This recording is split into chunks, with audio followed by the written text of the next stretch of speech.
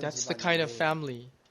그 집안에 사촌 But in that family, 바로 아까 her nephew came. And that nephew was a very young man who looked so scary and who attended this seminar. This young man, he even finished his military service, his compulsory military service. And no matter how much his mother would give him money, it was never enough for him. And he was a very good dancer. He could dance any dance that he wanted to. He could dance all the dances that were in the world. All he did was dance and drink. So, of course, that's why he was always out of money. And later, he took a knife and told her mother, "You better sell this house or I'm going to kill you." Her house was a very, very expensive house. Probably couple $100,000. So her son, who's all grown up, who even finished his compulsory military service, he's all grown up and he has a knife to her throat, telling her to sell the house and give him the money.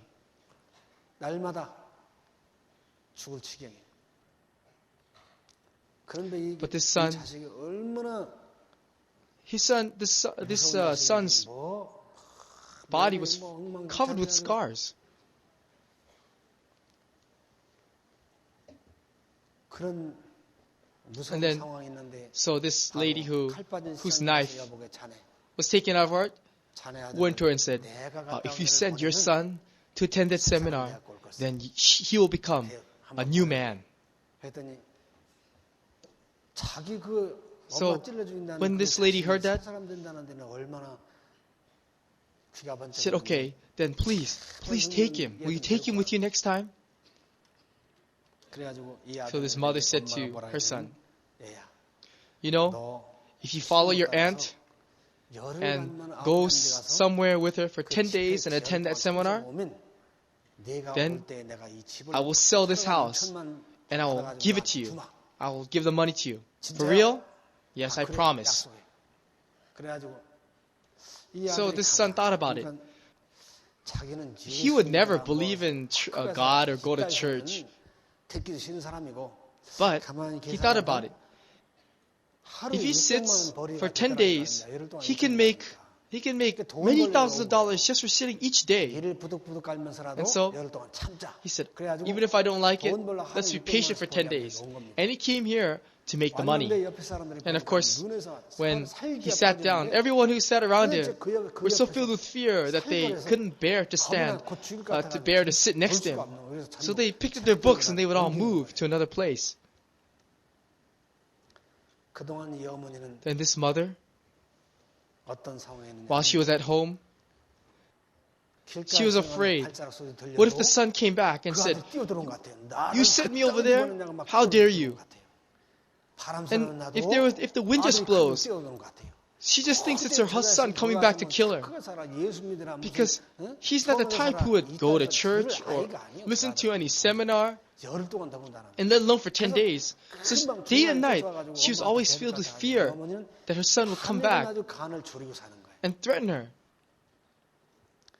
1 day, 2 days, 1 week, 10 days passed. So for 10 days, this mother was shivered in fear.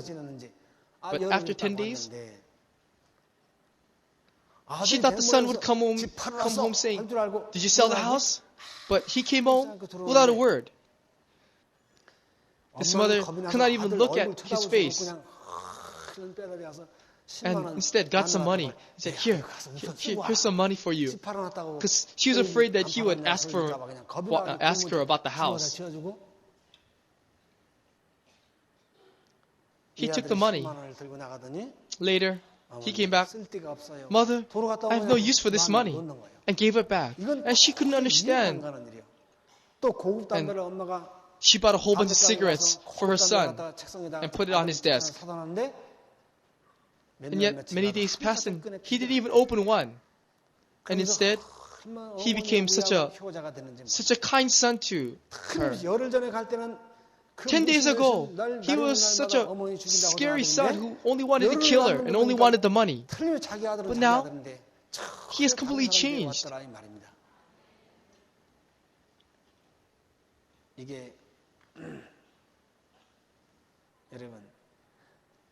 It's understandable if you went to some Buddhist temple and stayed there for 10 years or believed in Jesus for many years. But for 10 days, he just attended a seminar and he came back as a completely different person. He went to jail, he went to the police station, yet that could not change him. But he came back as a new person. Who do you think changed him? Who made him into a new person? Which God?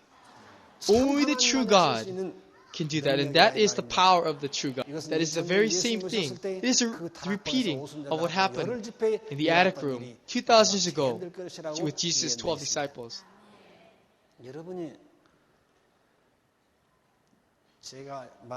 Some of you may say, "Will that really can that really happen?" And that's because you did not experience it. But just remember that God is the same yesterday, today, and tomorrow. He never changes.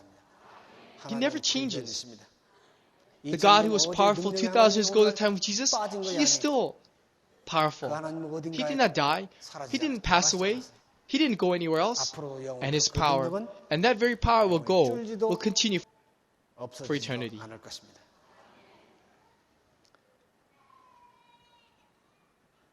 So later, when I met him, he was such a wonderful young man. And later, he would tell me how he's only worried about his mother and how his mother's home alone. Even I said to myself, our Father is truly strange and we can truly trust Him. We can give our whole lives to Him. I felt that at the time. Please, stand up. Let's look at the ant whose knife was taken out of us. Please stand up. Turn around and please say hello to everyone. Please sit down. This is the wife of that elder who received an award, who received awards from each president every time they became inaugurated.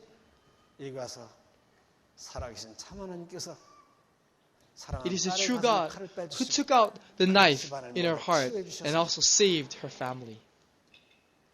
The attic room 2,000 years ago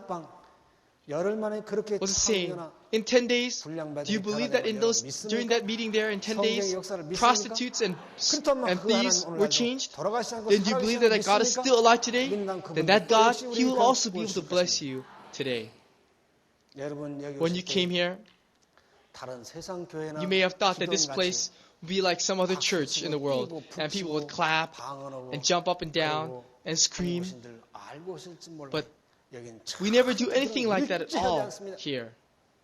In the attic room 2,000 years ago in the time of Jesus, was there anything written that they jumped up and down or shouted or banged on drums or spoke strange tongues? No. That kind of fanatic worship is not found in the true worshiping of God. That's why eternal life is to know the only true God and the Son whom He has sent. And when we know them, that is when we enter eternal life.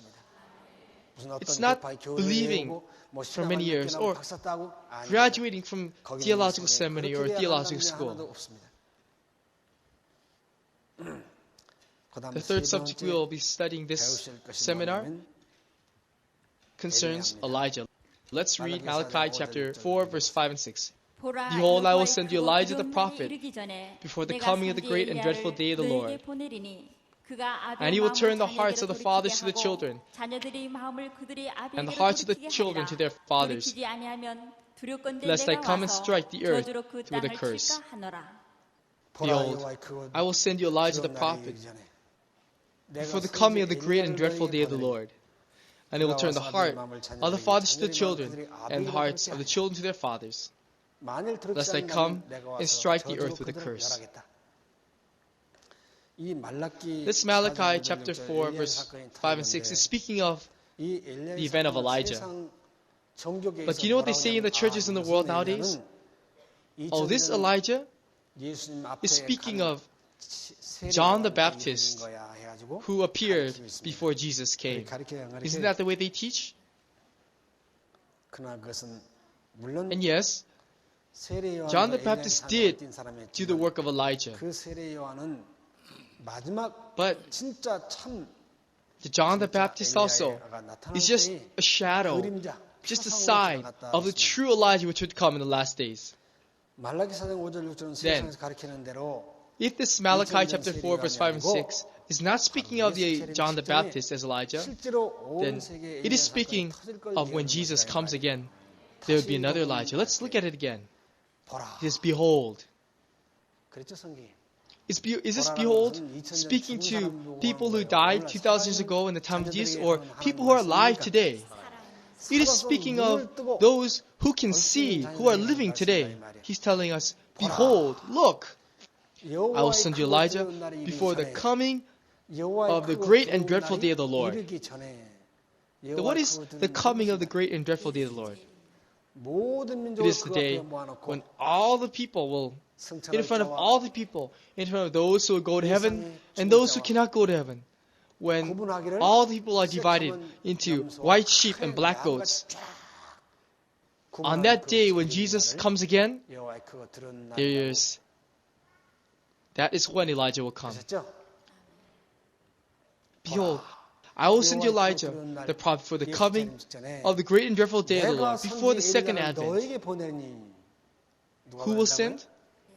From the Catholic Church? From a Buddhist temple? It says, behold, I will send you. Who is I here?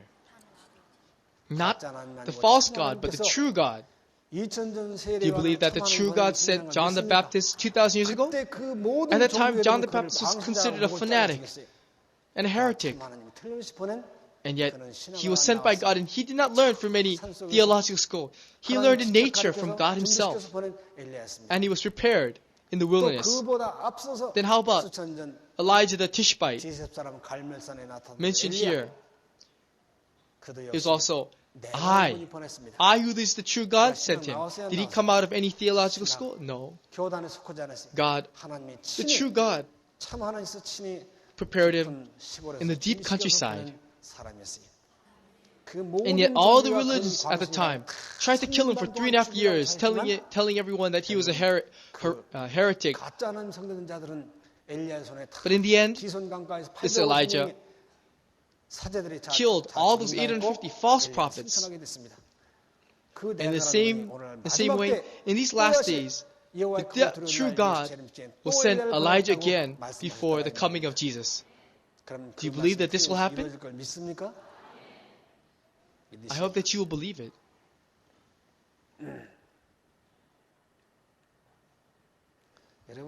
I'm sure it will be fun. As you listen to this and attend this seminar, it'll be fun, and in the end, it will be very exciting. Here, we're not supposed to clap. We don't really clap, but you may feel like clapping by the end of the seminar.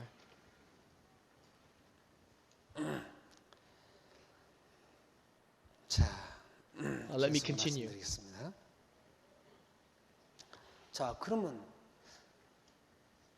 Then, when you came here, is this meeting for real or not? I'd better listen well. I'm sure you came with that kind of heart. But let me tell you the difference, the easy way to tell the difference between the true and the false.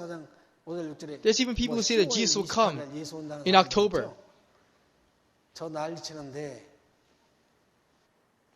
Then if everyone says, I am the Elijah, follow me, then we will get confused, right?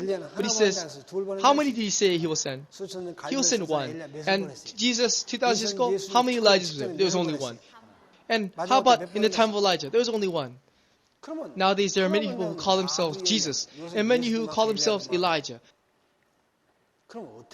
Then how can you tell the difference between the real and the fake, the true and the false? It's very easy. Our God, from the beginning, from long ago, from the creation, planned everything out according to His program, according to His schedule, and He shared it with us. Just when students go to school, they know what their schedule will be like in the week. On that day, this day will be English, music, mathematics. On the next day will be science, art. Friday will be physics, mathematics. All they do is get their book according to their schedule. They know what class they're going to be going to. And so they only have to take those books. And in the same way, if you look from Genesis to Revelation, it's all a schedule saying, I will send my son so-and-so at this certain time. And then I will also send this son who will do this. And later, there will be, I will send you Elijah. I will send you Jesus. If you look in the Bible, from the beginning to the end of this earth, everything is fitting according to this schedule. And that schedule has been given to each one of us. Even it is prophesied that when Jesus was crucified, that they would draw straws for his garment. And even that was prophesied. Then, in these last days, when so many people are to ascend to heaven, why would he not share that with us? Do you think he would take out that most important event in the schedule?